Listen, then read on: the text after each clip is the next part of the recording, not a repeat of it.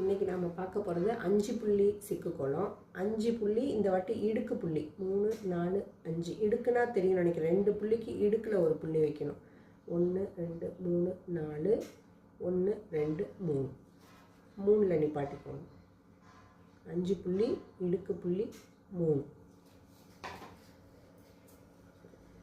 இப்போ இந்த 5 புள்ளிக்கு பக்கத்தில் 4 புள்ளி வச்சுருக்கீங்களா, அதில் இந்த கடைசி புள்ளியிலேருந்து முதல்ல ஒரு ட்ரையாங்கிள், ஒரு முக்கோணம் ஒன்று போட்டுக்கலாம். நேராக 4 புள்ளிக்கு ஒரு முக்கோணம்.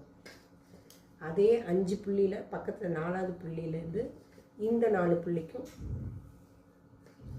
இங்கேருந்து இந்த 4 புள்ளி ஒரு ட்ரையாங்கிள். இப்போ அது பார்த்தீங்கன்னா ஒரு ஸ்டார் ஷேப் மாதிரி வந்துடும் உங்களுக்கு.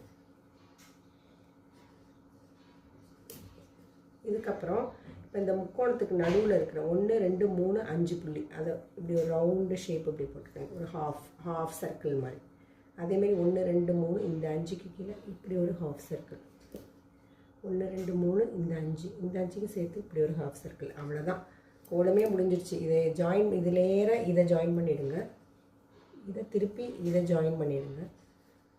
இதை திருப்பி இதை ஜாயின் பண்ணிவிடுங்க. அவ்வளோதான். ஓ சூப்பர்.